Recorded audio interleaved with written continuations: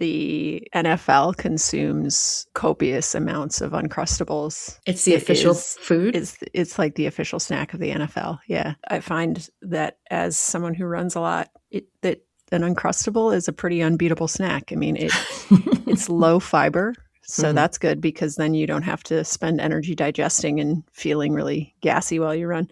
It has good carbs, including a mixture of glucose and fructose. Nice. Liver glycogen depletion likes fructose. And then glucose is what your muscles like. And then it's got a little bit of fat and a little bit of protein from the peanut butter. And it goes down easy. So I can totally understand why NFL football players consume like hundreds of thousands of these. I had no idea. Every season. Yeah. I'm Laurel Beversdorf, strength and conditioning coach. And I'm Dr. Sarah Court, physical therapist. With over 30 years of combined experience in fitness, movement, and physical therapy, we believe in strong opinions, loosely held. Which means we're not here to hype outdated movement concepts. Or to gatekeep or fearmonger strength training for women. For too long, women have been sidelined in strength training. Oh, you mean handed pink dumbbells and told to sculpt? Whatever that means, we're here to change that with tools, evidence, and ideas that center women's needs and voices. Let's dive in.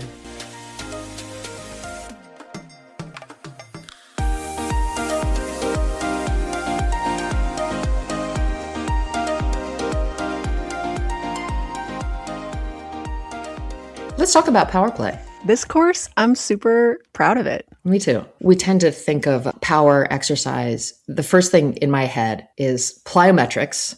And then the next thing is box jumps.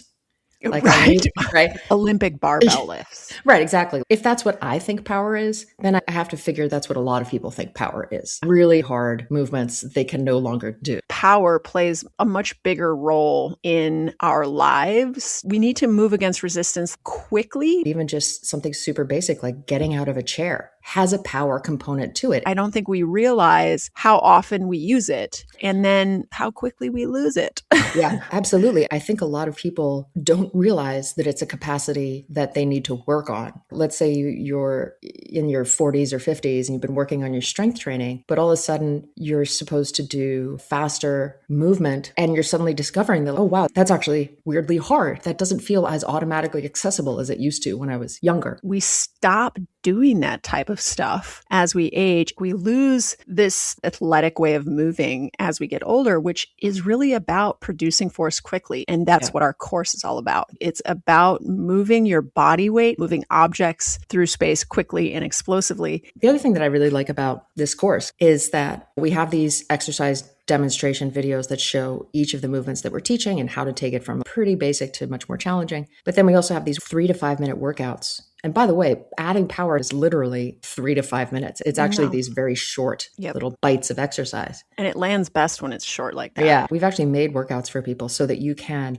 mix and match how hard you need it to be, how much time you have, what you're working on, and select a workout that works for you. And then also progress that workout once it gets easy. I think we do a really good job of showing them how to progress safely. Definitely. In addition to plyometric exercises involving impact, we also have medicine ball exercises where you can literally take out all of your aggression on the wall or the floor with a ball. We also have weight-based power exercises like the clean, the push press, where we're using a kettlebell or a dumbbell. Also training power for your upper body, right? So it's not just about hopping and skipping and jumping, but actually explosively move through the upper body. Another thing I think that people don't realize about power is that the amount of weight you're going to be lifting should be something that feels actually quite light, because now we're going to ask you to shove it, throw it, slam it around, and we need you to be able to move quickly with that load. It definitely is a course that is going to bring you back to some of the more athletic movements that you did when you were younger. I think people are going to dig skipping and bounding and throwing balls against walls and coordinating somewhat sophisticated movement in the air, expressions that are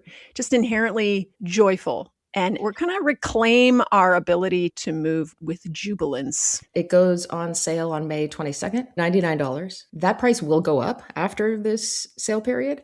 And then the cart closes May 31st. You just got this little window to grab it. If this sounds interesting to you, if you want to hear more about it, then you're going to head on over to the page on our website. The link for that is in the show notes. All right. So today we are talking about falls risk and falling. Now, falling and balance is a really big topic. So we are going to be talking about it over several episodes, and each episode is going to focus on different aspects. Today's episode, we're going to zone in on the fall part of falls risk and its relationship to balance, because as it turns out, it's not quite as straightforward as you might think, especially when it comes time to try and create research around falling. So we're going to talk about what puts someone at an increased risk of falling, how that falls risk is measured using evidence-based tools, since we don't generally just shove people and see if they fall over for research, although that seems to be changing. And no, it does. And what being at a falls risk translates to in terms of real life outcomes like fractures, hospitalization, and mortality. We're also going to look at what are and what aren't good predictors of falls, what are evidence-based ways to reduce falls, whether quote unquote improving balance actually leads to a reduction in falling, and what can reduce harm if and when a fall happens anyway. Before we get into it, thanks. Before we get into it, I want to make the point that one of the risk factors of falling is vestibular issues like BPPV, which is vertigo, vestibular neuritis, vestibular labyrinthitis, which are both types of inflammation of the inner ear. These are special conditions that require treatment by a physical therapist or another kind of vestibular disorder specialist. That is something that might come up in a falls risk assessment for an individual, but broadly, it's not what we're going to be talking about today. We're also not, I started to, but we're also not going to get deep in the weeds of other special populations, because if we do, this episode is going to be 3 days long. Mm-hmm. So this is a topic that I'm especially interested in because I work with a number of older folks who themselves actually vary widely in their fall riskiness. Not really a spoiler alert, but spoiler alert, it has a lot to do with their overall physical fitness. And there are a lot of older folks who are worried about falls generally, but they don't really know what to do about it, or they think there isn't anything they can do about it, or they have sort of a vague sense that they should practice standing on one leg. All of these things happen to me. Oh yeah, or they me will, too. Yeah, I'm sure. Or they'll demonstrate to me how hard it is to stand on one leg, because that's what they think of when they think about balance. Mm-hmm. But as we're going to see in this episode, it's not quite so straightforward. I have a question. Sure. When's the last time you fell? Have you fallen? fallen? I can tell you exactly. Okay. Well, but this goes in an asterisk because at the moment, I don't walk very well because I'm dealing with some pain in my hip. To help with walking, to help with my pelvis, I have this thing on one of my shoes underneath the shoe to make that leg a little bit longer. Yeah. But my brain doesn't totally know that that thing is there all the time. Yeah. So sometimes I actually catch it slightly. But I'll tell you, the exact last time I fell, I was trying to figure out if I could still do a trap bar deadlift. And I was at the gym. So this was last week. I was at the gym. And on their own, they actually weigh a fair amount, like 20 or 30 pounds. They're not light, the trap bar. Yeah. And so someone had left it on the ground. And I went to pick it up, which is not a great move for me generally. And I picked it up and I carried it over to the lifting platform. And then when I put it down, it was hurting my hip as I put it down. So then I just kind of like tripped and fell over it. Oh, no. But it wasn't a hard all the fell. way down on the ground? Yeah. I was kind of halfway down and I knew I was going anyway. And I put my hands down and I was like, well, that wasn't successful. It was sort of a slow motion fall. But I haven't fallen like I missed a step and wasn't able to recover from it. Like I haven't not been able to catch myself and fallen. In a while, definitely. Yeah. One of my most memorable falls was in the Nude Olympics, which my college does. By the way, the voice note that I left you, did you get to listen to it ever? Not yet. I'm sorry. So, no, because the point of it is the story about my friend who ran the marathon the day after doing mushrooms. Oh, yes. I saw you left me an addendum. Yeah. So the addendum to that story, and then I'll tell you about the Nude Olympics, but the addendum to that story is that I had lunch with a college friend and I mentioned that you and I had been talking about it. And she went, Sarah, not only did she take mushrooms the day before, she didn't train for the marathon at all. She just decided that the day after doing mushrooms, she thought she would run the Paris Marathon. And so that might be why she was on crutches for so long afterwards. Yeah. The common denominator here is poor judgment. And so I'm not surprised. I'm not surprised. And the kind of like, you can get away with anything attitude of someone in their early 20s. Poor judgment. Poor judgment. The front of your brain is not fully formed until you're 25. So, it's not their fault. No. And speaking of doing dumb things, so the Nude Olympics was every winter, the sophomore class in college, the first snowfall. And they stopped doing this maybe a few years after I was there. There was the Nude Olympics, which was at midnight in one of the courtyards. Everyone gathered around to watch the sophomores run around naked. I mean, and that was literally it. We were very drunk, and there was a bunch of people wearing woolly hats and scarves and gloves and boots, and that was it. And so I hit a patch of ice, and I did a full-on banana peel slip, fell on my butt. So that was one of my most memorable falls. This is the point in our entire podcasting career where I need to out you. Oh, no. As having gone to Princeton. Indeed, I did. And I want to say something about this. In all the years we've been podcasting, you have never once name dropped Princeton. And I've just been waiting. I've been just hoping you would, because listen, it's fucking impressive. But you refuse to walk around and tell people you went to Princeton, which I have to say, Sarah, I fucking admire. I admire it about you. But I think it's now the time for people wondering why it was snowy and where she might have gone to college and what kind of people run around naked. Drunken lunatics. Our girl went to Princeton, y'all. Thank you. It is something I will say, and maybe this is why I do it. Of the like big three, Harvard, Princeton, Yale, Princetonians, it's a weird point of pride for us that we don't mention that we went to Princeton. Oh. Whereas people from Harvard, in our opinion, racist opinion about people from Harvard, they let you know. They let you know like within the first 5 sentences. Yes. Whereas people from Princeton, if someone says, where do you go to school? 9 times out of 10, this is true, will say, I went to school in New Jersey. And leave it at that. No, truly. School of New Jersey. No, I went to school in New Jersey. No, the but school of New Jersey. Yeah, New Jersey as like a place to get education. Well, it's a good state. I mean, I say it with love. I've spent a lot of time in New Jersey. Yeah. So it may not be the kind of pride that you were expecting me to have where I announced that I went to Princeton, but it's a different kind of pride where we're, in some ways, we consider ourselves better than people who went to Harvard and Yale because we don't bring it up at every possibility. It's a humble, that's sort of a point of brag. Yes, it's a humble pride. Yeah. It's not even a brag. It's just like a humble, because then it's more impressive when you find out that that's where I went. So we kind of, I guess we're trying to like really just push up the wow factor. Right. Addition by subtraction. That's right. All right. Okay. Well, now everybody knows. We got that out of the way. Me too. It's been weighing on me. The anticipation of when will she actually name drop Princeton? Too many years have gone by, so I had to do it. Thank you. So the CDC says that falls are the leading cause of injury for adults 65 and older, and that over 14 million, or 1 in 4 older adults, report falling every year. Now, being at an increased falls risk is associated with obviously a higher likelihood of injury, but also fractures, which lead to hospitalization, which lead to long-term disability and death. I heard a phrase used on barbell medicine called catabolic crisis, right? So when you go into the hospital and you haven't stocked up on your muscle mostly, right? And fitness, you can enter into a state of catabolic crisis where the little that you did have starts to go away because use it or lose it. And then it makes coming out of that hospital extremely difficult. This obviously leads to major reductions in independence, mental health, quality of life, and higher healthcare costs. And all of this can begin with a fall. The CDC also says that 37% of those who fall report an injury that either required medical treatment or a restricted activity for at least a day. This is great because it means that the other, 63% didn't get injured. I think that's a positive note to remember.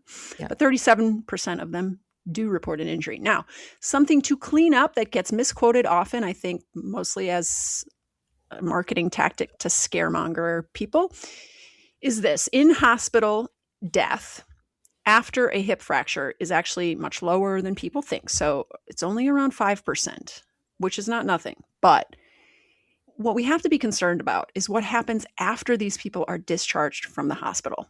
This is what leads to the higher mortality rate of around 15 to 35% in the following year. So we can't maybe directly trace it back to the fall, but the fall precipitates a lot of other downturns in health, fitness, and then longevity. The fracture itself, right, starts this series of events. Decreased independence leads to increased frailty, because if we're not as independent, we're not moving around and doing the things in our life, we're less active. Increased frailty, increased susceptibility to diseases like pneumonia, infections, and cardiovascular events. And I'm wondering, Sarah, why do you think decreased independence leading to increased frailty would lead to susceptibility to these diseases and infections and events?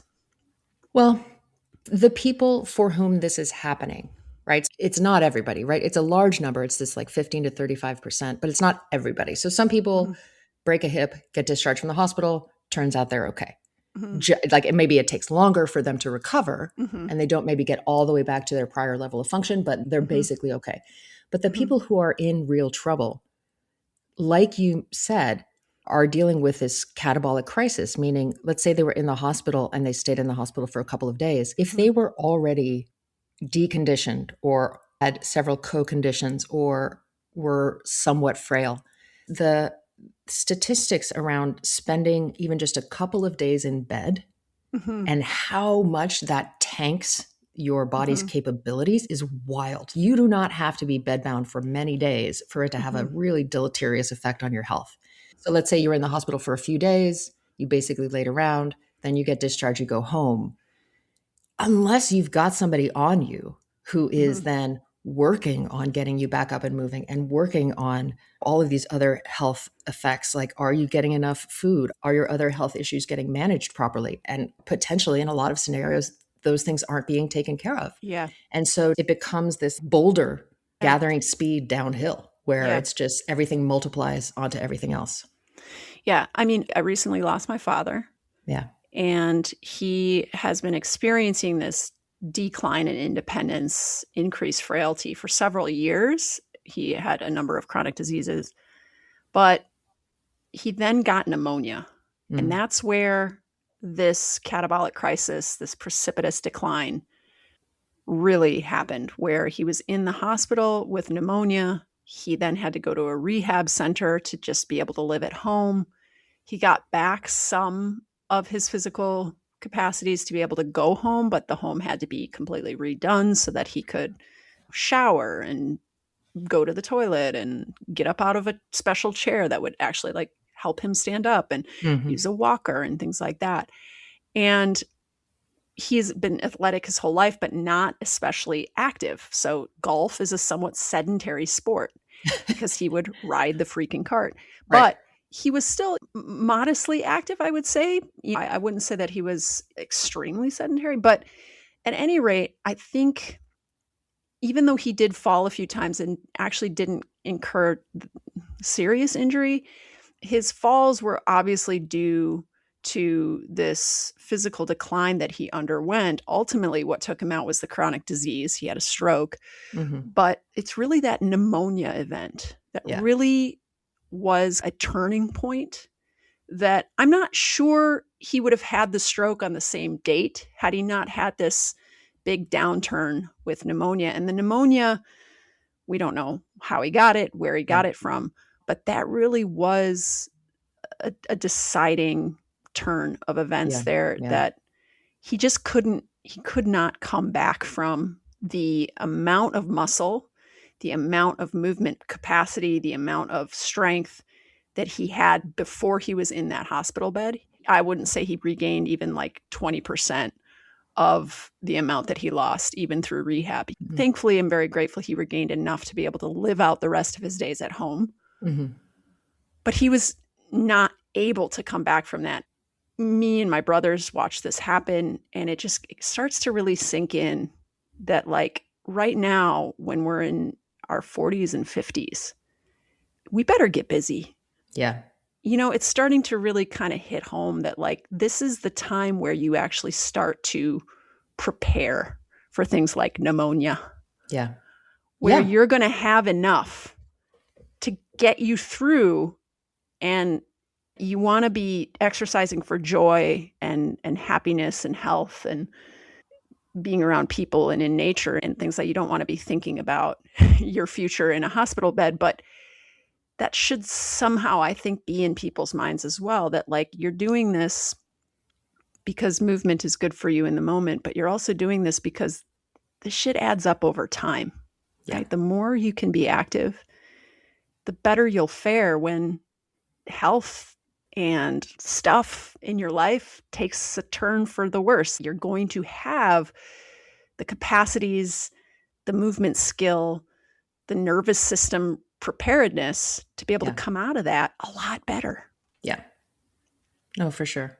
So, okay, back to falls. If 37% of falls result in injury, as I said, this also means 63% of them don't, which is great. And this is important because here's what happens. If you talk to any senior who's concerned about falls, they all obviously don't want to hurt themselves. They don't want to end up in the hospital. They don't want to break a hip, and they don't want to die, right? So it's not that we want to downplay the importance of being able to catch yourself and not fall when you lose your balance. But if you work with an older population, it's also really important to help boost their confidence around movement in general, and to help them understand that like the bright side of that statistic is that even if you do fall, there's a higher chance that you won't get injured. There are also small differences in fall reporting and fall fatality in men and women, not huge ones. But our point here is that when it comes to fear of falling, this actually plays a really big role in how people behave, right? And what they choose to do and choose not to do, which in turn comes around to influence their preparedness to handle balance challenges and fall recovery. So let's talk about fear of falling and what we'll call the shrinking world loop. Okay, there are several studies that look at the psychological and physical impact of fear of falling, including a 2024 longitudinal study from Korea that looked at around 10,000 people aged 65 and older. It found that prior falls and fear of falling, which comes from the prior falls, right? Possibly, right? Are likely to end up restricting people's daily activities.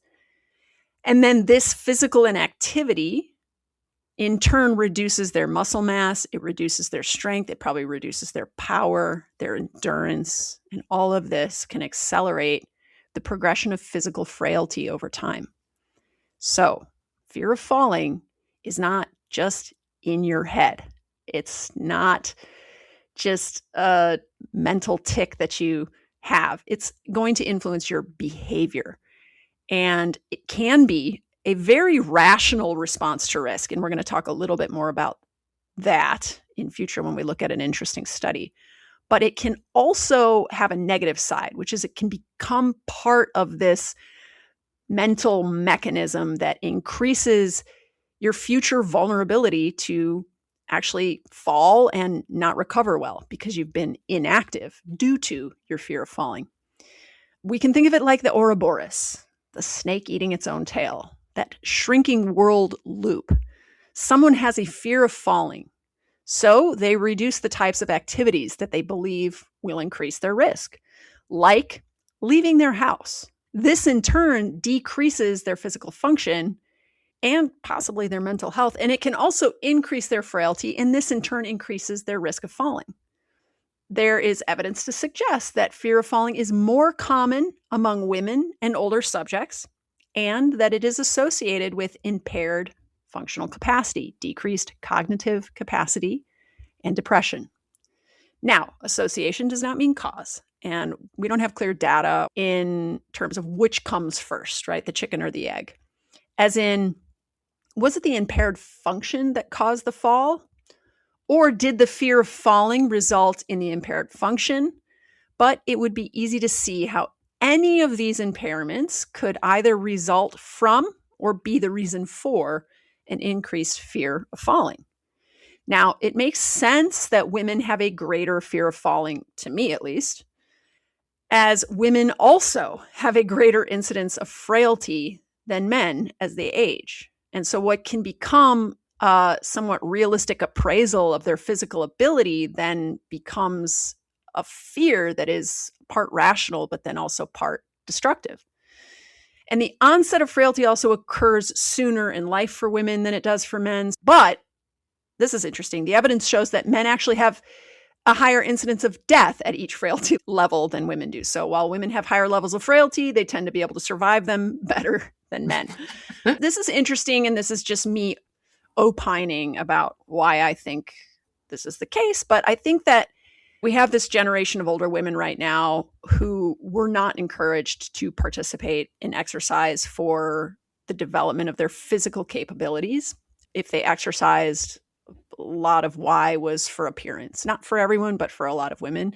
They exercise to lose weight and to look a certain way. And I think this might explain the higher and earlier frailty levels. I also think that the way that gender roles work in the home and at work, like men are typically the people called upon to lift the heavy things, to go out and do the yard work, to do the more physical, demanding jobs. And women stay in the home, they take care of the children, which is physically demanding. Don't get me wrong, they take care of the house cleaning and things like that that are maybe a little bit less demanding.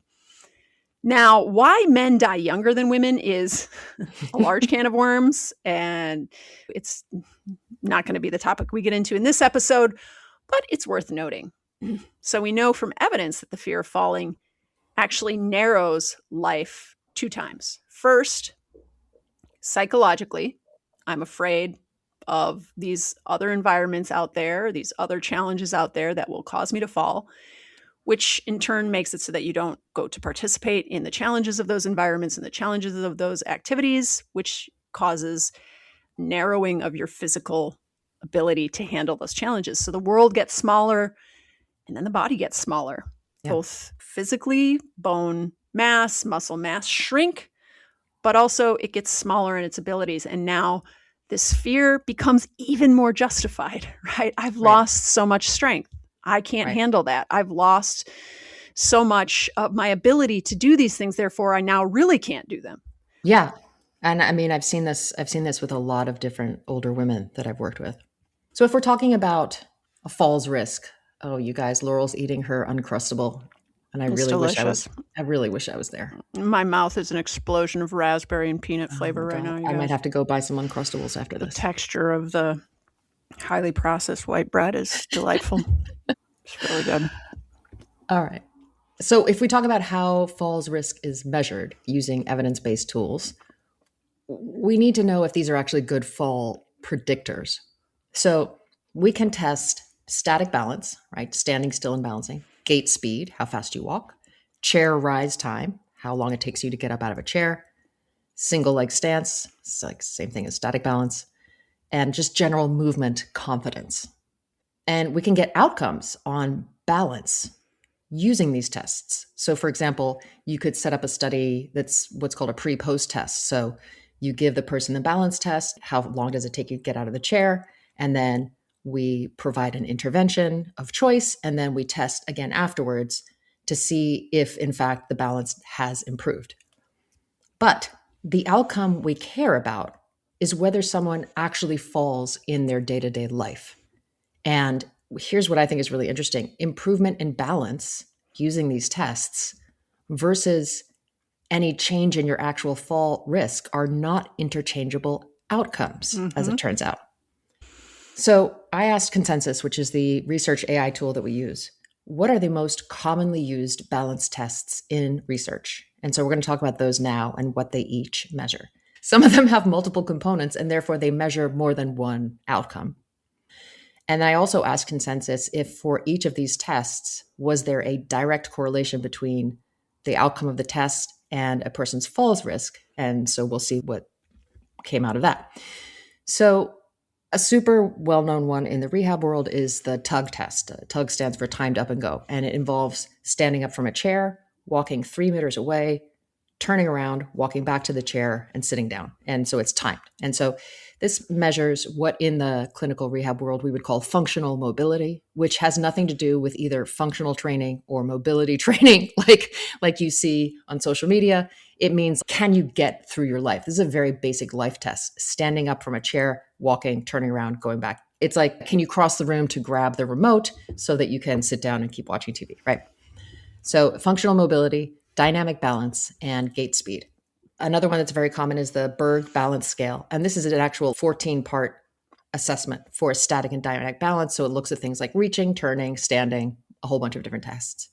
The 6-minute walk test, which measures really more specifically your functional aerobic capacity, your cardiovascular endurance, and your endurance for gait for a period of time. So it doesn't measure balance directly, but there is a balance component in walking, especially if you're doing it unassisted. And if you're using an assisted device like a walker or you're walking at a much slower pace, that gives us general indications around your dynamic balance while you're walking.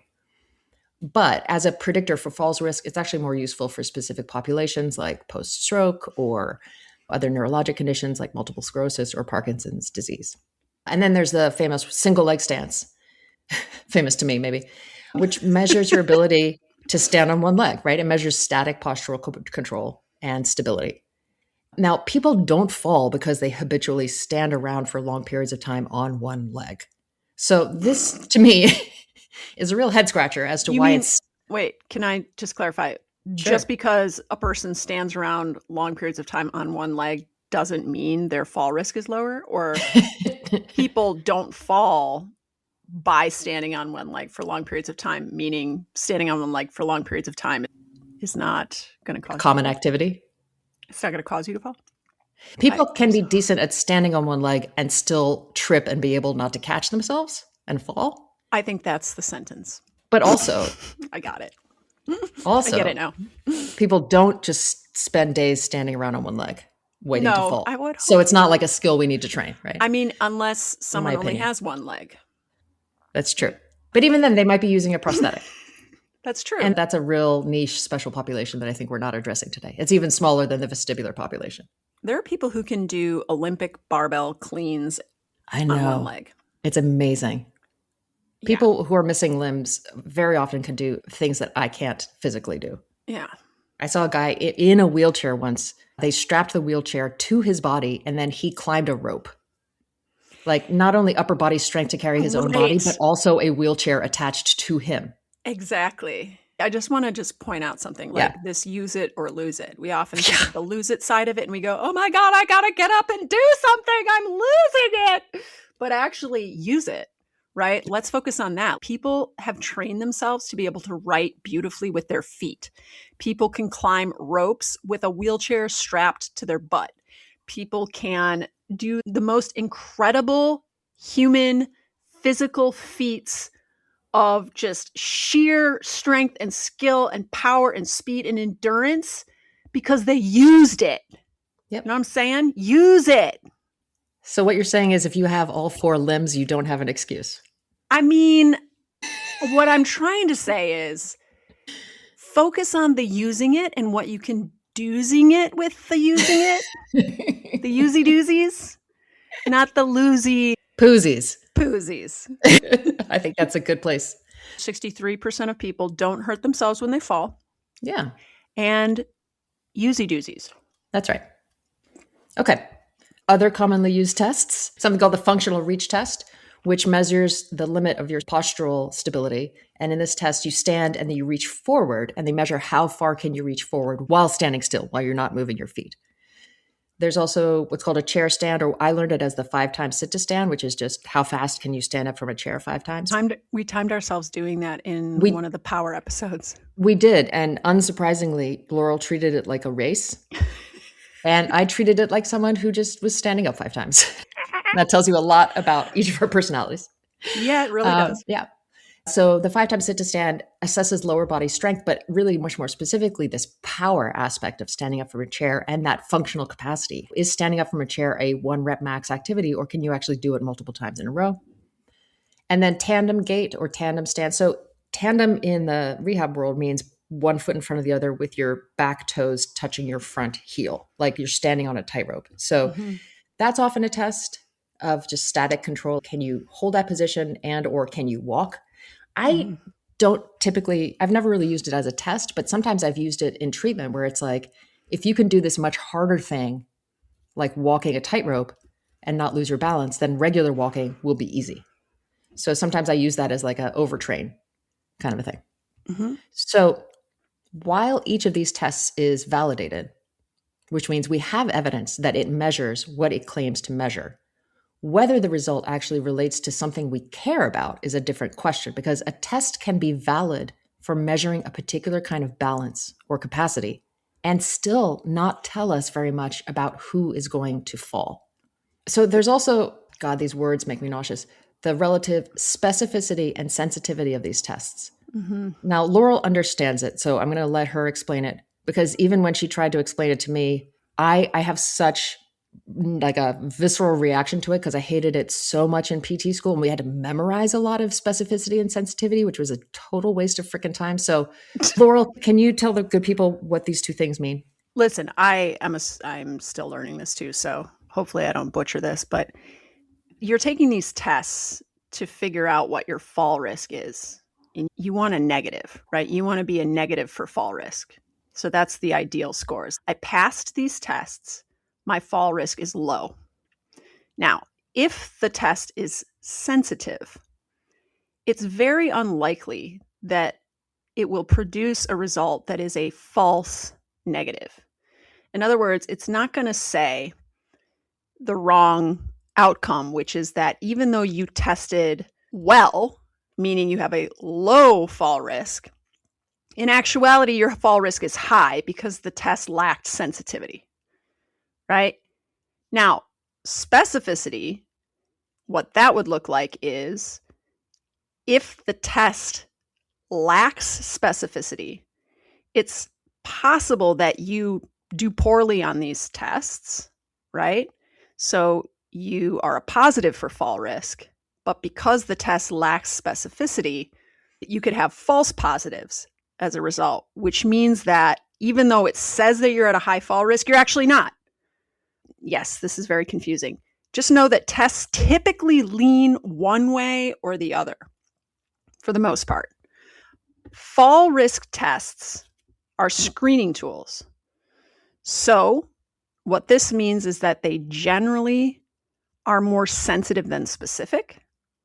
This means that if someone passes these tests, it's unlikely that they are truly at a high risk of falling because false negatives are unlikely, right? There's so many other factors that contribute to whether or not someone falls that these tests do not specifically capture. And these can be things like your eyesight. You could perform well on these tests with poor eyesight, but poor eyesight is going to hurt you in your home for falling. What is your home environment like? Is everything built to code / do you have railings / do you have slippery surfaces? Is there stuff all over the floor constantly? Do you live in a wintry area where half the year the roads are slick? There's so many things in addition to the medications you're taking. Urinary incontinence, maybe Sarah, you can speak to that, has some effect on people's fall rate. There's so many other factors that these tests simply do not capture. Therefore, they lack specificity, but they are quite sensitive, right? If you do well on these tests, you're probably not at a high fall risk. This is what I understand. Did what I say make sense? Yes. So for all of these tests, according to my search on consensus, there are varying levels of how well the tests predict or correlate to future falls. None of them on their own are better than moderately correlated, and most of them are poor predictors of falls risks. So what this has led to is that Clinically, the tests are often used in groups. Let's say somebody comes in for PT because they've already fallen, they're concerned about falling again. The PT is going to perform several of these tests together to get a sense of their balance capability broadly across different contexts of movement, and also then to maybe get a sense of what needs to be worked on. Especially in like acute settings, hospital settings, balance tests are also typically used alongside certain assessment tools to come up with a better picture of an individual's fall risk. So these are tools like the Morse fall scale, the Hendrick 2 fall risk model, the Downton fall risk. I always want to say downtown fall risk index. Downton Abbey. Downton Abbey fall risk index. Some of them include questions about the patient's fall history, like have you already fallen? Because if you have already fallen, that's a pretty big risk factor for falling again. In fact, it's a very powerful predictor. And I've read that it's one of the most powerful predictors of fall risk is fall history. Right. It's similar to cancer. One of the highest risk factors for cancer is having already had cancer. Yeah. And injury. Yeah. The best way to predict what your next injury is going to be is what your past injuries were. So these assessment tools measure other aspects of the individual's health, not just their ability to balance, like use of medication, sensory deficits, memory, or other mental health deficits like depression, other co-conditions, things like that. The one that Laurel brought up about urinary incontinence, the reason it relates to falls is quite often if someone has what's called urge incontinence, which means you feel the sense that you need to pee, but you don't have the ability to hold it long enough to get to the toilet. And so you end up being incontinent. Very often in that instance, someone will be like in a hurry to try to get to the bathroom, and they might start to move in ways that they're not actually able to do safely more quickly, and then they fall. A lot of people fall on their way to the bathroom, sometimes in the middle of the night, especially because the lights are off. Yeah. So there's no singular way to predict someone's falls risk, but we can look at a series of these balance tests as well as other biological, psychological elements, historical elements of the person's health to then best assess their specific fall risk. But the big takeaway is that the tests for balance do not in and of themselves predict a risk of falls. So now we've got two new questions. If we can't specifically test for falls risk, how do we then provide interventions for falls risk? And since we can test balance and we can improve balance, can we say definitively that balance improvements actually lead to a reduction in falls risk? So let's look into those questions. Cool. And we're going to do a whole episode about balance too. Nice. Yeah. We're going to start by looking at what are the best evidence-based interventions currently measured in research for reducing falls before we try to look at individual differences in these types of exercises or exercise interventions. Now, we have a systematic review and meta-analysis from 2024 that synthesizes the evidence around effective ways to reduce falls. This paper is from JAMA, the Journal of the American Medical Association, and the USPSTF, and now I can't read what's coming after that because Sarah blacked it out. It's redacted. And then she wrote in a little comment over here. Laurel, guess what this stands for before we reveal it? I immediately go to USPS as United States Postal Service, but that's definitely not what it is. USPS, United States Postal Service trips and falls. That's right. United States Postal Service trips and falls. I think because this is a research paper, we have ultra serious people, which are definitely scientists are ultra serious people, right? Ultra serious people studying tripping and falling. It's an excellent guess. Do you want to tell the people what it actually is? United States. We had the first two words right. Preventative Services Task Force. Wow, task force. It is ultra serious. Oh, yeah. It sounds like a branch of the military. I know, United right? States Preventative Services Task Force. Task force. It's the words task and force that means task force. We are not ultra serious people, folks. So or a task force. Nor are we a task force. So all of this context combined tells us that this is probably pretty good evidence. Now, with that said, while it is a review of 83 randomized controlled trials and roughly 48,000 people, The randomized control trials themselves are only fair to good quality, but we got a lot of them, so that kind of makes up for it. Now, since this is a government-associated review, we do have to then assume that the level of evidence that exists for evidence-based ways to reduce falls is only fair to good. That is worth noting. Is it fair to good because it hasn't been looked at enough, or is it fair to good because it's extremely hard to measure? This review paper explicitly evaluated interventions for community-dwelling adults aged 65 and older who were at an increased risk of falls. Community dwelling just means they're not in a hospital, right? They're not assisted living under some kind of institutionalized care. Yeah. Yeah. Okay. So they're living independently. It focused on two groups of interventions: multifactorial and exercise only. Let's talk about what these mean. So multifactorial interventions included exercise alongside psychological interventions, nutrition therapy, education, medication management, urinary incontinence management, and environment assessment or modification. So all of those things together. Whereas the exercise-only interventions were a variety of types of exercise, and they included walking, exercising with a physical therapist, and group exercise activities.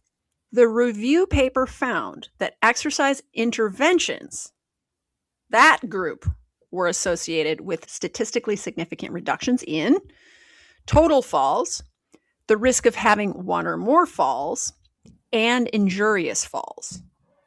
They also estimated that based on national rates per 1,000 people treated, this exercise-only intervention could prevent, of those 1,000 people treated, 107 falls, 22 people experiencing a fall at all. So, by the way, 107 falls does not necessarily mean 107 people fell, right? People can fall multiple times.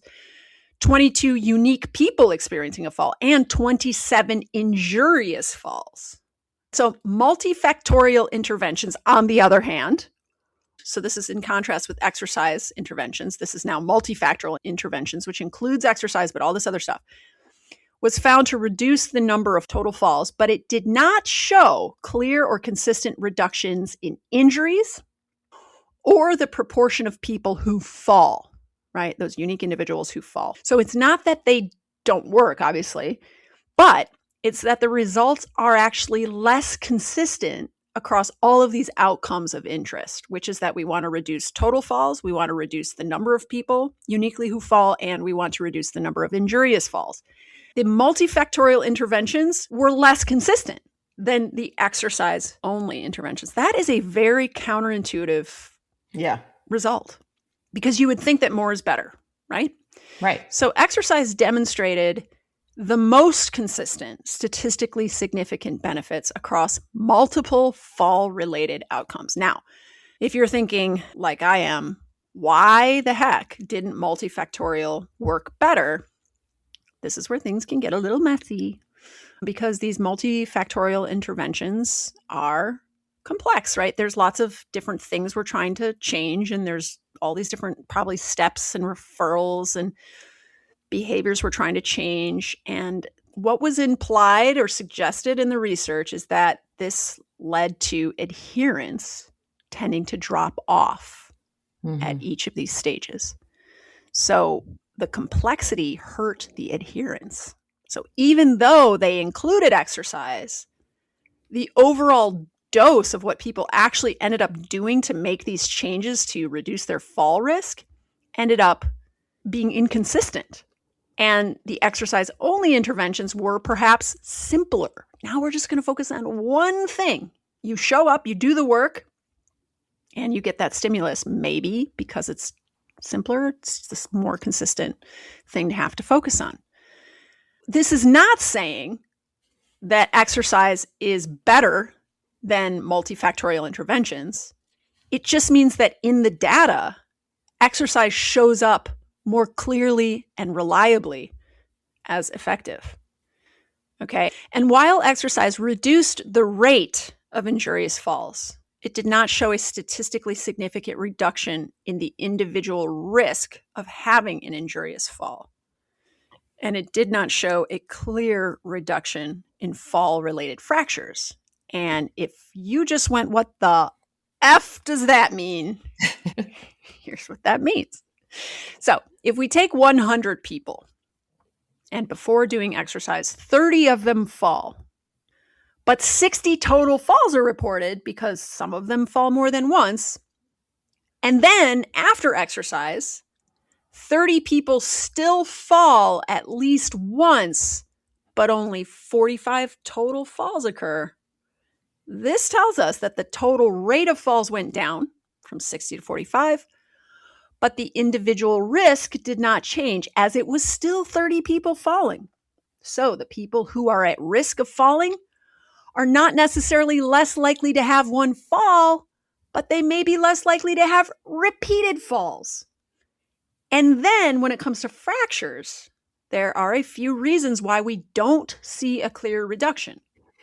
Now, first of all, fractures are much less common than falls, which makes them harder to study. And overall, the evidence here is just less clear. So what we are seeing is that no single exercise or physical therapy program appears as the best model.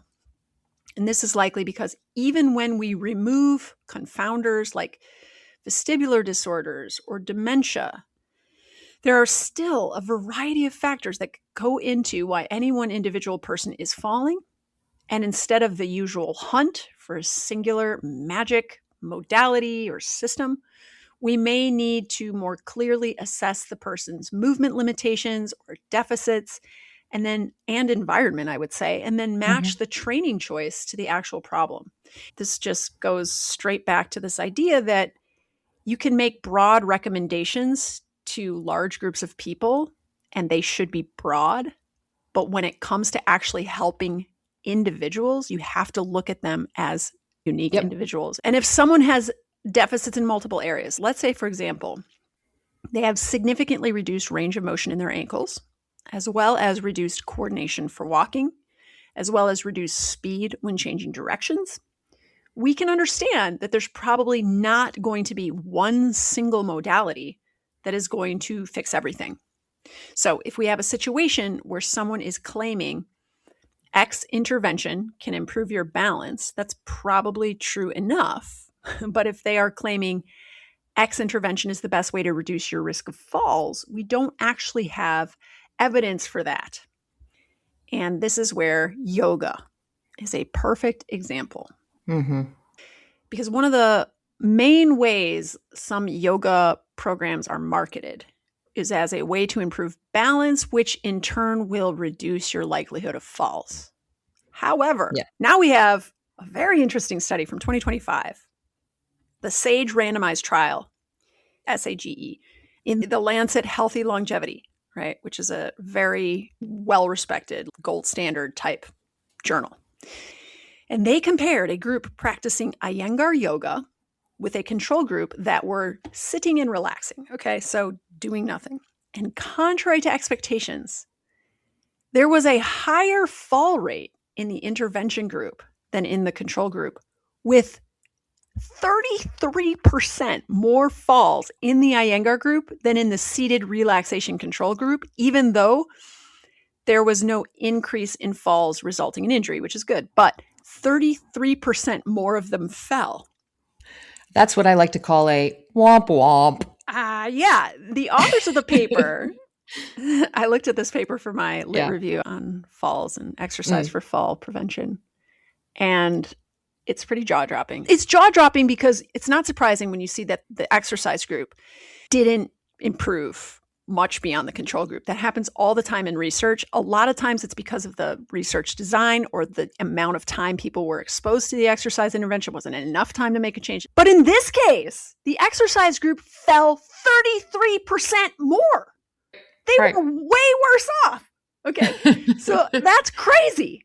It's pretty nutty. The authors of the paper suspect one reason they gave was that these practitioners who did this Iyengar program became overconfident. They had an overinflated sense of their ability to balance based on their experience in the poses, so that they went out into their lives and they took risks that were probably not smart, okay? They were not in line with their capacity. They did not properly appraise their ability to handle those risks. And this suggests to me that a healthy fear of falling is not all that bad, folks. Can I also yes, go interject ahead. Mm-hmm. that I wonder if part of why they were taking more risks is because they had been led to believe that doing yoga was going to decrease their fall risk incorrectly.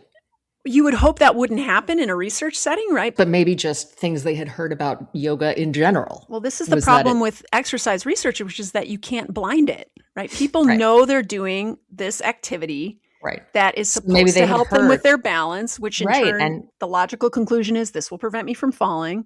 Exactly. And then they have some success and they're like, oh, look at me holding this pose. Look at me able to do these things. Therefore, I can definitely jump across this puddle. Or therefore I can step up onto this stool in my home or whatever. So a healthy fear of falling is not all that bad, okay? Especially if capacity is realistically not on par with the balance challenges you are about to subject yourself to.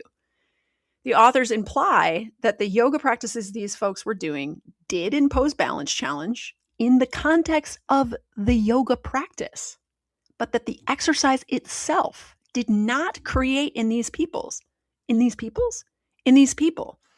the capacities or abilities to handle the balance challenges of real life.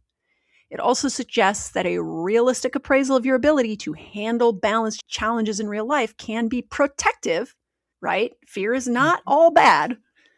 That's right. So that you don't put yourself in situations that you actually aren't reasonably able to handle. Right. So improving balance qualities in yoga poses, which tends to be that static balance, does not automatically result in fewer falls. In fact, it resulted in many more. And probably because yoga is not ecologically similar, can I say that, to the type of balance challenges that you face in your life. Oh, and I want to say, this is the big takeaway, okay? We have to be careful not to confuse improving on a test or the ability to perform a yoga pose, or frankly, the ability to do any single task anywhere with improving a complex outcome of interest, which is your ability, in this case, to not fall in your life, right? We can't say, oh, because I can do a single leg RDL with 45 pounds for 10 reps, that I've reduced my fall risk. We still can't say that, right? So I think that that's just important to remember. Yeah, definitely. So this kind of segues really nicely into what people think balance training is, and if something that calls itself quote unquote balance training can actually lead to a reduction in falls. So when people say balance training in the wild, or if somebody says something like, I need to work on my balance, they're not referring to a group of clearly defined evidence-based interventions. They're referring to the kind of things that we could categorize as exercises or positions where you try not to fall while staying mostly in place. So it includes things like the classic, that old chestnut, standing on one leg, or doing a yoga pose like tree pose or eagle or other standing balancing poses. Sometimes it involves special equipment like standing on a wobble board, a foam pad, or a Bosu ball, or maybe doing any of these and then closing your eyes, right? We've all been in that yoga class where you're in tree pose and the teacher says, now gently close your eyes, and you immediately just like tip over. Mm-hmm. So the underlying goal of these types of exercises is to maintain equilibrium without moving your base of support very much. It means while you're standing here, don't fall over. And so then this version, this type of balance training then assumes that falls happen because you can't control your center of mass, and that the solution is to improve this kind of static or near static control. And if you can hold these positions better, you're going to fall less. So in other words, this kind of quote unquote balance training, it trains the ability to stay stable. It doesn't train the ability to recover from instability. Recovering from instability is the hallmark of a trip but not fall situation. right? It's not just, can I hold myself still? It's when I'm pushed off balance, can I recover from it? Mm-hmm. Yeah, well, static balance does involve recovering from instability, but through like postural control and your ability to not move your base of support, but to get your center of mass over top that base of support. Yes. Which is a way of recovering instability, but it's not a dynamic way of doing it. And it's not a way that people the way we're mostly doing it. Yeah, it's not a way that people typically fall. They don't slightly shift their weight and fall over. That's how for the most part. That's how it can start, though, right? It's like you are standing statically, and then because of poor postural control, you then end up coming out of that static state into a dynamic one, and then you're ill prepared to react. Yeah. Yes.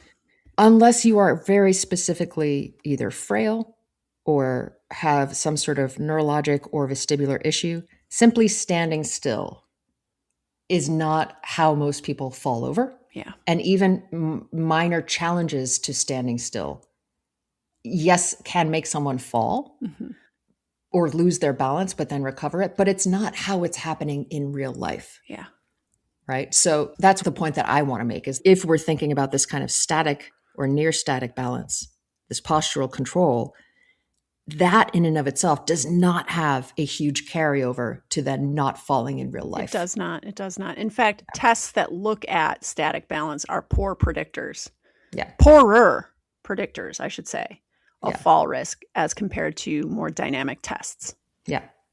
And I talk about this all the time with the older people that I work with because, like we're saying, real life balance requires a lot of elements. It's not just this static control. We need things like what's called reactive stepping, which is what you do when you have already lost your balance and it's go time for your feet. Can you get your foot out fast enough? Hey, feet, go time. It's that kind of quick response time, right? Not just how fast can you move your foot. Maybe your best option is how fast can you reach your hand out to grab a railing or a piece of furniture. Both require a type of force production under time pressure, which is what we call power. There's also often these specific contexts that we are not prepared for that show up. Unexpected challenges, like you go to take a step and you misjudge it or you miss it completely. Or you're walking along, someone bumps into you, right? There's all these real world contexts that we can't really test. Actually, they are starting to test for, and you can kind of train for it now. But also other things like other real world contexts, like you're walking, you're carrying something, you're turning while you're looking at your phone, all of these things at the same time, right? We don't see stuff like that in a workshop on balance, right? They're not like, okay, everybody stand up. I'm going to walk down this line and shove you and let's see what happens, right? That's not what happens in those kinds of classes. So typically when someone says they do balance training, it means they practice not moving. But falls in real life and recovery in real life are really about what happens when you have to move quickly, unexpectedly, and imperfectly. Yeah. And when the risks are probably a little bit higher than they are in like a yoga class too, right? Which is one of the kind of conundrums that we face when we're trying to improve our balance, which is that we actually have to step into a little bit of risk because we need to have to react. We need to be perturbed. We also need to have to solve challenging puzzles, right? So I wanted to say this because I wanted to say this at the beginning after you talked about the last time you fell, and then we just moved on with the conversation. The last time I fell was in a trail race. Yeah, I was going to ask you. Yeah. I fell in a trail race. It was a flat, like unusually flat part of the race. It's very hilly around here. And yeah, my foot caught a root or a rock. And what happens typically when this happens when I'm trail running is that I suddenly have to sprint, like my legs have to get in front of me really, really fast to catch myself from falling down, right? Mm-hmm. And a lot of times when I successfully catch myself, I end up kind of hurting my hamstrings because the force on the hamstrings to get my thighs in front of me at the hip it's such a high force because the speed is so high that, and my hamstrings aren't necessarily like ready for it. And I'll often be like, oh shit, I hope I didn't tear my hamstrings. And then thankfully I haven't yet. But one race I actually went and actually ended up winning this race at age 44 or 45. I can't remember how it was. I was first female overall I was super excited about that. That's Partly fucking because awesome. I'm fucking insane on the downhills. I just fucking barrel downhill. I'm like, fuck Yeah. it, let's go. For better or for worse, right? But this is what I'm talking about. Like, trail running is exceptional at improving your ability to navigate challenging terrain and not fall. But the risk of falling is so fucking high. In this case, I fell, I kind of slid across the leaves on my belly. And one of the most annoying injuries I've ever sustained from a run, an acute injury, is an injury to my fucking thumb because my hand ran into a rock and I was unable to like grip with my thumb for a very long time. And I was like, is this sucker going to heal? Like, do I need to go to a hand doctor? But yeah, like falling and getting better at not falling, getting better at catching yourself, and then also possibly getting better at falling involves putting yourself in situations where there is at least some risk, right? Yeah. That's what there's a lot of newer testing and training is actually highlighting that, which is cool. Okay. So if we're going back to talking about, what are we talking about? What is balanced training? What leads to actually reducing the number of falls that happen? So there's a Cochrane review by Sherrington et al. From 2020 that looks at different groups of exercise interventions. And it found that exercise in general reduces the rate of falls by 23%. Great. That makes sense. More specifically, it found that balance and functional training, and we're going to talk about what this means in context in a moment, because it for sure doesn't mean what someone on social media is showing you, that reduced falls by about 24% with high certainty, otherwise known as good evidence. So this included standing balance challenges, things like stepping, doing sit to stand, and other controlled movement tasks. Even more effective than just balance and functional training, although the evidence was more moderate, were multi-component programs that also included resistance training. Along with balance and functional training, they reduced falls by about 34%. Now, in this review, they found that there was unclear or insufficient evidence around just doing resistance training by itself, which doesn't mean it doesn't help, but they just didn't have enough evidence to show it as significant if you only do resistance training. Just as a standalone. Yeah. As a standalone. Or same goes for walking programs, same goes for dance. And there was low quality evidence around Tai Chi as an intervention. So let's just talk for a second about what counts as functional in research, because it's sure as hell not crawling around on the ground like an animal. Or using a cable machine and doing these bizarre connections, weird different moves. movements together. Yeah, right. So in trials, functional training typically includes the aforementioned sit to stand, stepping in different directions, turning, different walking tasks. So sometimes that means like walking and turning your head while you're walking, climbing stairs, reaching while you're standing or walking, and getting up from the floor. And these are sometimes combined into short sequences or circuits. The common thread is that these are related to tasks that people need to perform in order to stay independent and to avoid falls. Yep. So functional training in a clinical setting is not about a single capacity. It's about coordinating multiple capacities of strength, balance, timing, speed, and coordination all at once. Power. So that you can do the thing you're trying to do. Whereas in fitness marketing, functional training often means unstable surfaces, special tools, complicated movements. I just always think of people crawling around on the ground like an animal. Never, ever anteriorly tilting your pelvis. Never. And that's all basically the exact opposite of what functional training means in research. Yeah. So when the review says that balance and functional training reduces falls, what they actually mean is dynamic balance, movement-based tasks, real-world actions reduce falls, not just standing on one leg. Yeah, and training them systematically in an exercise format, not just try to be more active in your house, but rather, no, do sets of these exercises repeatedly over time, progress them. Yeah. And an earlier meta-analysis by the same group from 2017 also adds some important detail. These programs worked better when they challenged balance meaningfully. So things like single leg tandem standing, reaching, weight shifting, stepping up, not using your arms to help yourself. And when they were done for more than 3 hours per week, which is a lot. Yeah, that's a lot. And also when they included progressive difficulty or progressive overload in the exercise. So When all of those elements were present, fall reduction then reached around 39%. Yeah. Yeah. And it sounds like a strength training Yeah. workout. Right. It sounds like, and frankly, if you were someone who was working on your balance, some of the things that you'll be doing will look like strength training, like stepping up onto a step and getting back down and stepping back up on, that kind of stuff. Sit to stands or squats. Yeah. So as far as what matters and what doesn't for reducing falls and falls risk, here's what we know so far. Balance training alone is insufficient. Resistance training alone does not have enough evidence to come to any conclusions. No one single method is best, and improving performance on balance tests does not automatically lead to fewer falls. So instead, what we're learning is that the best programs are multi-component. They involve a lot of different aspects of ways that our balance is challenged in real life. The most consistent ingredients are challenging your balance and functional movements, which themselves all require components of strength and power and coordination and speed, right? So you're actually working on these capacities.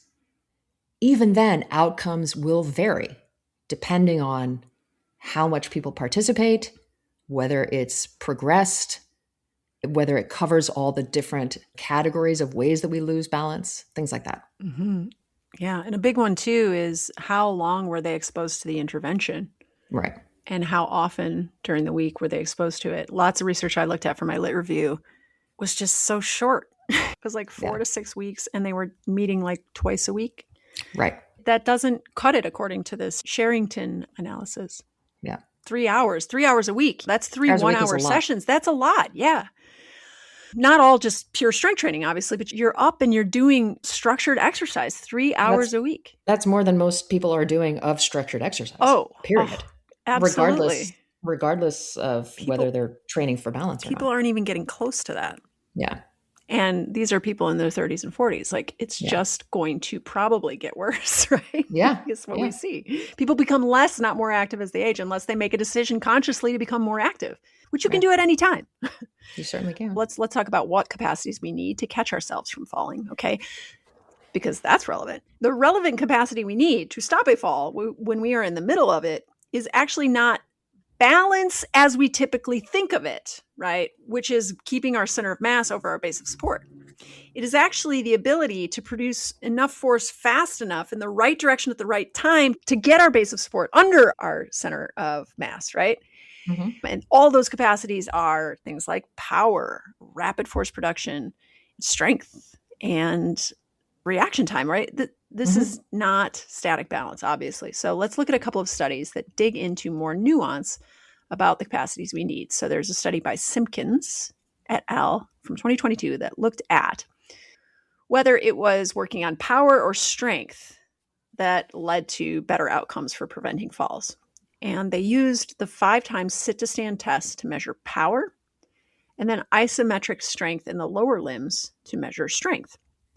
They found that sit-to-stand leg muscle power was more protective against everyday living falls than strength alone in community-dwelling older adults. This was a good study because it looked at falls, actually.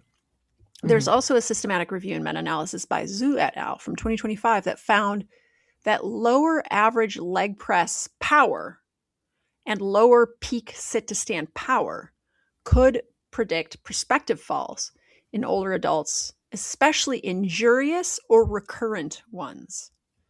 So we know that power is force times velocity or strength generating at speed, but the speed component by itself is not enough. If we think about something like getting your foot forward quickly enough to prevent you from falling, it's not just a question of getting your foot in place. You're actually trying to change the trajectory of your entire body's direction in which it is going, which weighs something, right? It has mass. So you have to stop your body weight from going down and get it to go back up. You have to be able to generate enough force with that speed to counteract the pull of gravity on your body weight and to make that direction change happen. And you might be able to get your foot out quickly, but end up taking a weak or ineffective step, or maybe your ankles buckles underneath you, and this doesn't actually stop you from falling. And the same thing goes if you are trying to stop your fall with reaching. Your arm may be able to move out in front of you fast enough to touch the railing or a piece of furniture, but it then also has to be able to generate enough force at the same time to actually stop your movement, whether that's grip strength on a railing or pushing strength, right? And so this is a big piece of why static balance training is just not a sufficient way to reduce fall risk. Okay, a lot of falls are not failures of quiet standing. I think that's a great sentence. They are failures of recovery after a trip, after a slip, after a destabilizing event. So the training question is not, can you stand on one leg? But what happens when you start to lose your balance, right? What can you do? Okubo et al. Did a systematic review and meta-analysis in 2021 that concluded that both volitional and reactive stepping impairments are significant fall risk factors among older adults. So volitional stepping being something that you're choosing to do consciously, like walking, stepping in particular directions, maybe around cones, up onto boxes, right? Targeting your foot placement in specific ways by your own volition. Whereas reactive stepping is going to happen way faster than your ability to choose to sit your body, putting your foot where it needs to be reactively almost. It's almost like a reflex, right? The type of movement you do kind of reflexively, you don't consciously think about it ahead of time. It's too fast. Right. And you do it to avoid falling when you start to lose your balance. So a new direction in testing and training balance that we're seeing is something called reactive balance training that has increased in popularity in the past few years. Devasahayam, I might have totally butchered that, et al. From 2022 asks the question, does reactive balance training, RBT, outperform traditional balance or exercise programs in reducing fall risk? Now, reactive balance training is a newer approach to assessing fall risk that is much closer to real-life situations. It therefore might be something that we can say with greater clarity improves fall risk, as opposed to other tests and techniques that we can only say improve or test balance. Now, part of why it might be better is that historically we don't like to just take people who are at a risk of falling and push them over and see what happens, or expose them to very unstable, slick surfaces, things like that. But that's how people fall, right? That's how they really fall. So we have to figure out, how can we test this? How can we train it, but also prevent people from actually hurting themselves?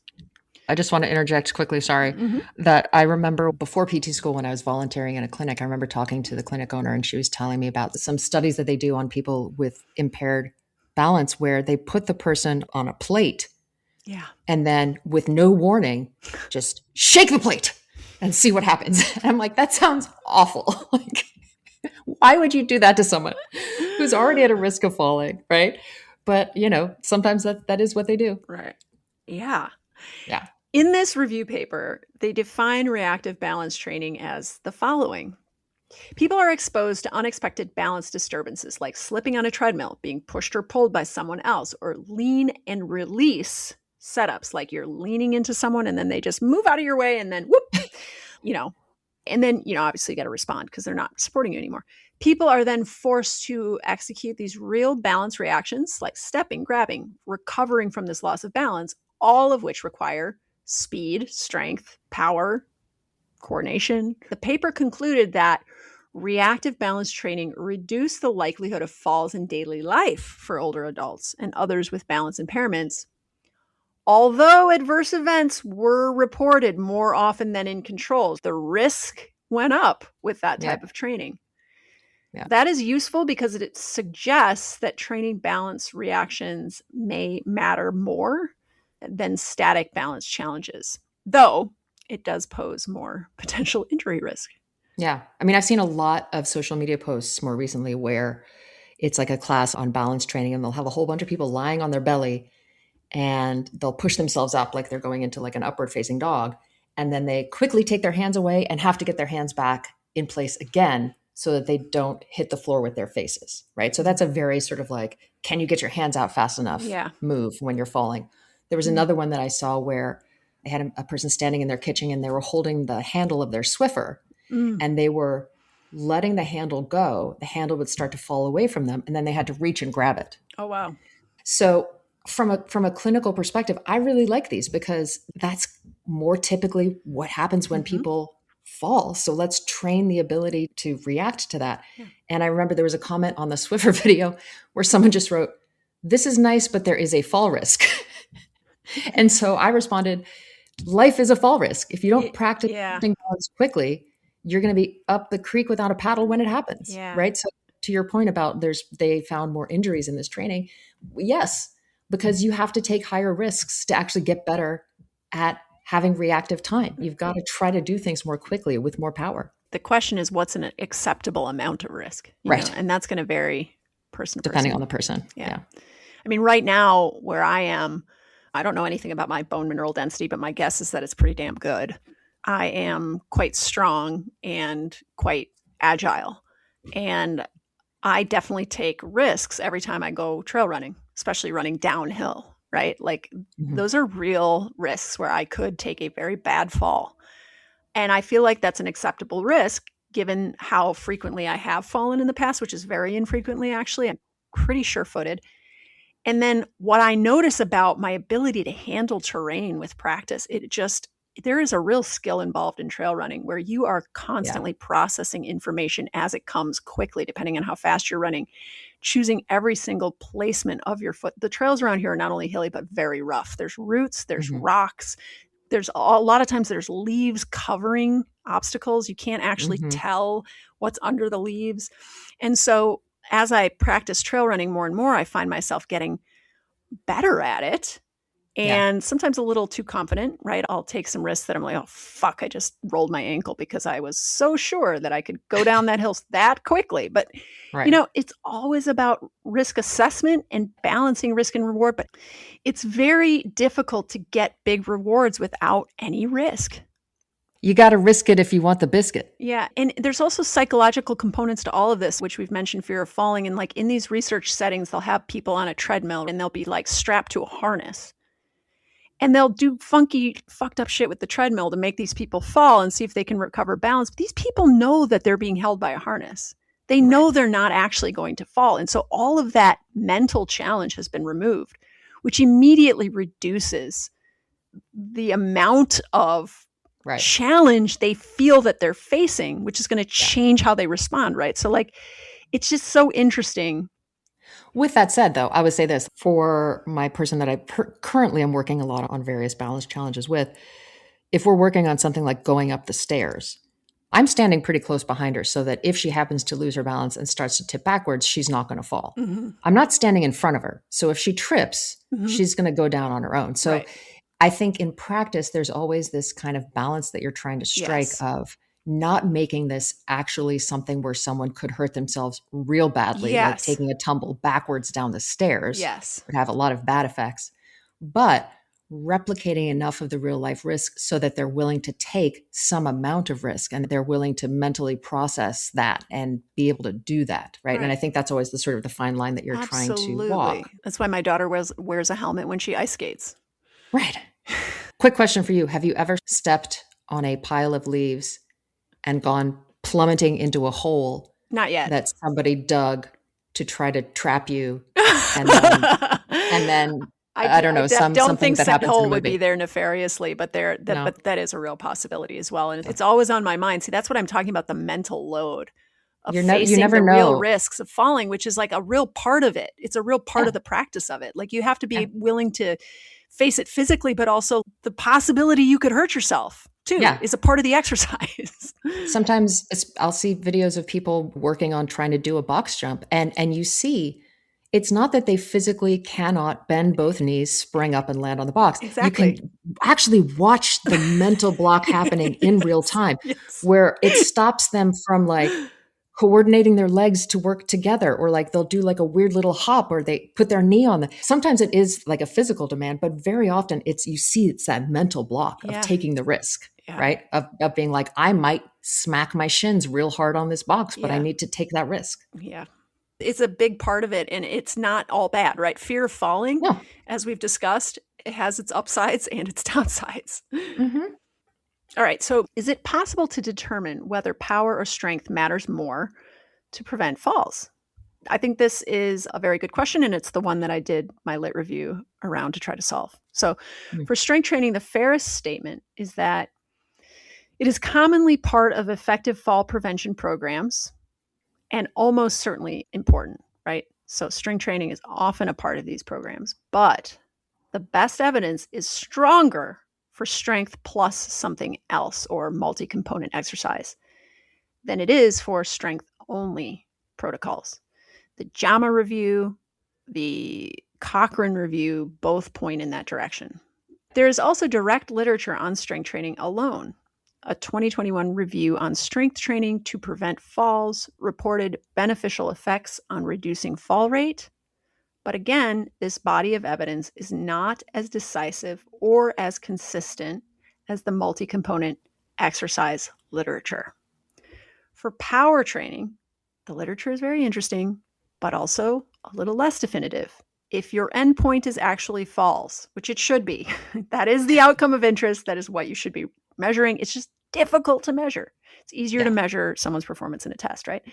So a systematic review and meta-analysis from 2023 concluded that power training increases functional capacity related to fall risk, aka it improved people's test scores on these power type mobility or functional capacity tests, sit to stands, walk, gait speed, things like that.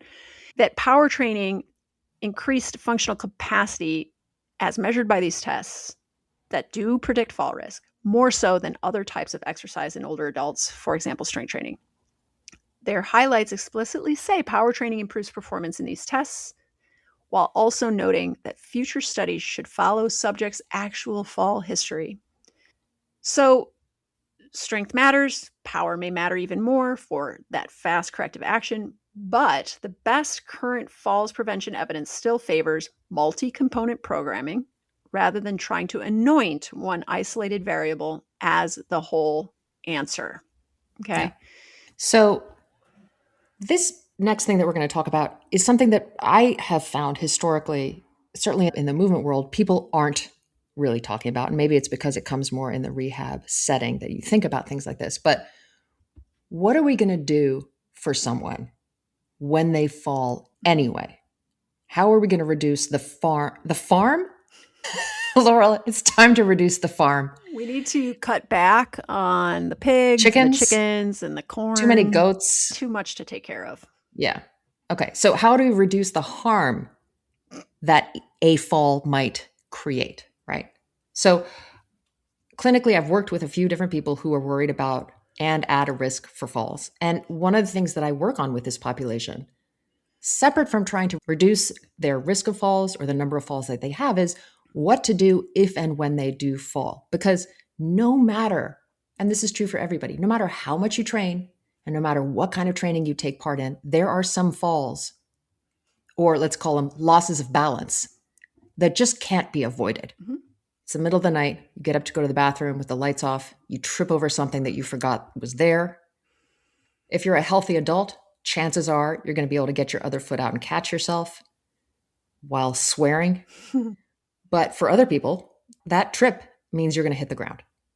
So there you are on the ground, and maybe you gave yourself a few bruises, but you're basically okay.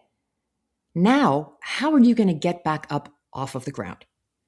And for people who are more frail or deconditioned, this can actually turn into a real problem that's called a long lie.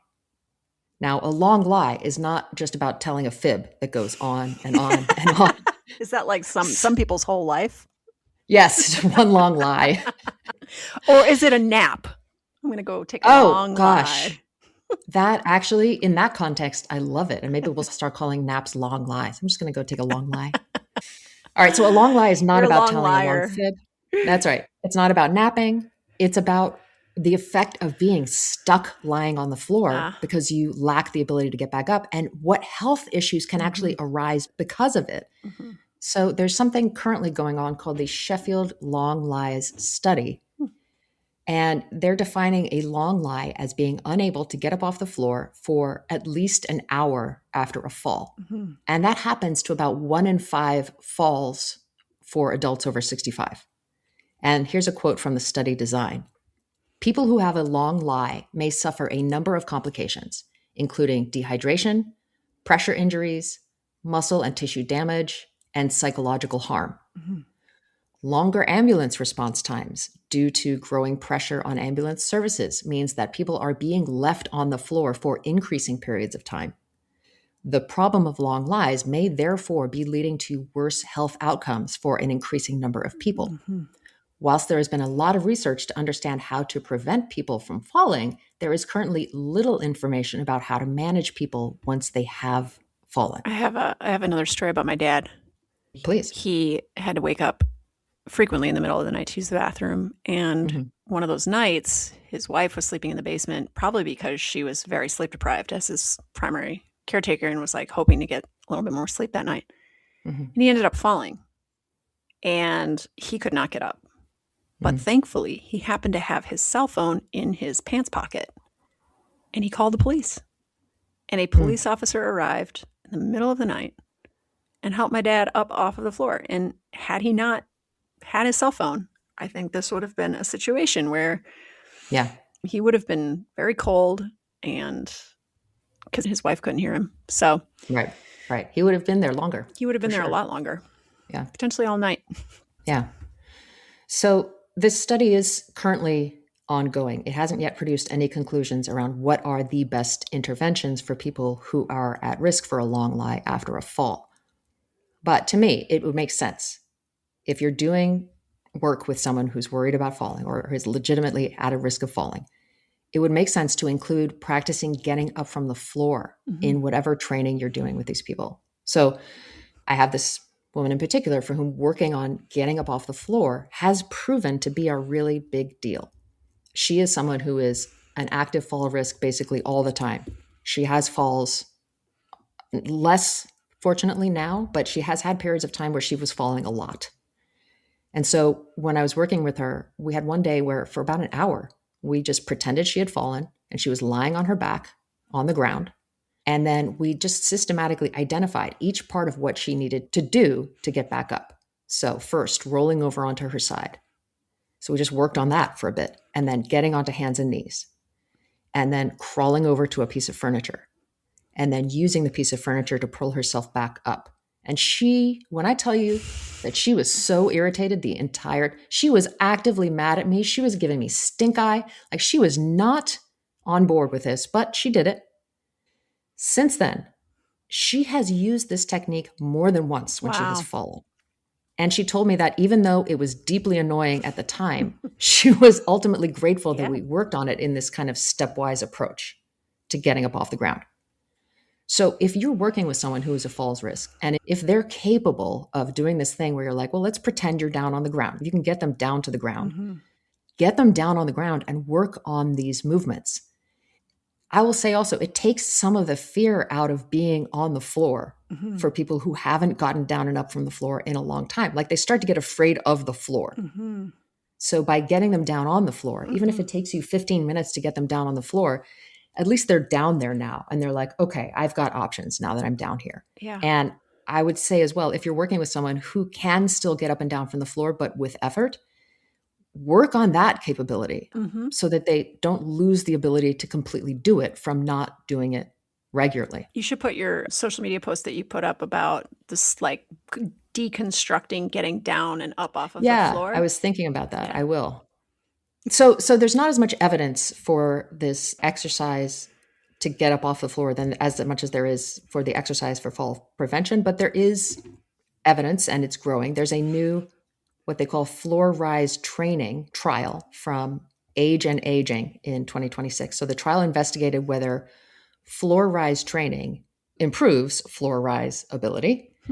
So they had two groups. People either practiced the floor rise training for 20 minutes, 5 times a week. The control group just watched a video of fall rise training without actually doing it. So what they were looking at is what's the specific value of physically doing it, not just learning about it. And they found that 3 to 5 sessions, so not much, of this training significantly improved older adults' floor rise ability and their perceived post-fall recovery efficacy. So in other words, these people now felt they were prepared to get up from the floor if they fell. Yeah. Right? Which is, part of that fear of falling, right, that we were talking about. If you feel like you've got a little more capacity, if you do fall, that's definitely going to take some of the fear out of it. Yes. So post-intervention, 100% of the intervention participants could independently rise from lying down. And there was zero change in the control group. So just learning about it was not enough to make a change in your ability to do it. But interestingly, because a lot of people think this kind of training, you have to do it forever and ever, they found that just 3 to 5 sessions of doing it actually immediately improved people's ability to do it. That's cool. And then something that I thought was interesting, and I think this probably relates as much to the general mobility of the person in question, they published their training protocol and they actually did it backwards. They called it backwards chaining protocol. So they taught them first bend over and hold onto a chair, then bend over, hold onto a chair and bend your knees and put one knee down on the ground. So they basically had them work on getting down to the ground and getting back up instead of just starting down. So getting up from the floor is not just a humiliating test item. It is a survival and independence skill. And in my opinion, fall prevention programming is incomplete if it never teaches floor transfers, floor recovery, or what to do after an actual fall. Right on. All right. So in conclusion of this whole discussion, what we've seen is that just improving your balance through static balance training does not translate to a decreased falls risk. And while the falls literature does support exercise, it doesn't support the overly simplistic story that falls are mainly a static balance problem and that the solution is generic balance training. The much better supported story is that falls are multifactorial events that involve strength, rapid force production, reactive stepping, exposure to variability, confidence, and what happens if you end up falling because you don't have the ability to recover before you fall. So the question is not just, can you stay upright? The question is, can you respond when you stop being upright? And this is where that reactive balance training, power training, and floor rise practice can finally start talking to each other and help you. Yeah. And another topic briefly is the ability to fall well. I have a personal training client who has a baby and she fell carrying her baby and she remarked on the fact that she fell really well. And she's like, Nice. all the strength training we've been doing together really prepared me to be able to fall well. And I was like, I fucking love that because sometimes folks, you're going down. Yeah. You are going down. So how can you fall well? And I was thinking, well, what are the types of exercise modalities or activities that you could engage in that would potentially train you in all these multiple different ways of getting down onto the ground quickly without breaking something, like controlled fall and or getting obviously back up quickly because that's going to train you in going down as well. And it's like, well, burpees aren't looking so bad, right? Split squat jumps aren't looking so bad. But then also it's like a lot of martial arts, a lot of modern dance type practices, potentially tumbling type, gymnastics type work is probably pretty damn good preparation for falling well, right? Yeah. And when we talk about balance, we'll talk about how it's just every single response to a fall is unique, right? And so just having a lot of different exposure to different ways of getting down to the ground and back up in a multiple variety of different ways. How do you fall backwards? How do you fall to the side? How do you fall the other side? How do you fall forward? How do you fall forward with and without your arms, right? Like, it's something to start thinking about. If you don't currently have the capacity to tolerate this type of exercise, there are ways of regressing exercise down and up off of the ground. But if you do, think about different types of, even yoga, which is a slower activity, is not a bad choice for all the level changing that we do in yoga. That's going to help to some extent, definitely with the mobility, partly with the strength of getting up and down off of the ground. Like, this is something that happens slowly or quickly, depending. And so we just want to be doing it. Get down on the floor, folks. And then get up again. And then spend some time. And then do it again. Yeah. That's right. All right. Thank you so much for listening to this episode. We hope you enjoyed it. Please subscribe. Please rate and review. And keep an eye out for our new course, Power Play, which is going to be available very, very soon. And we will see you in 2 weeks. Woohoo!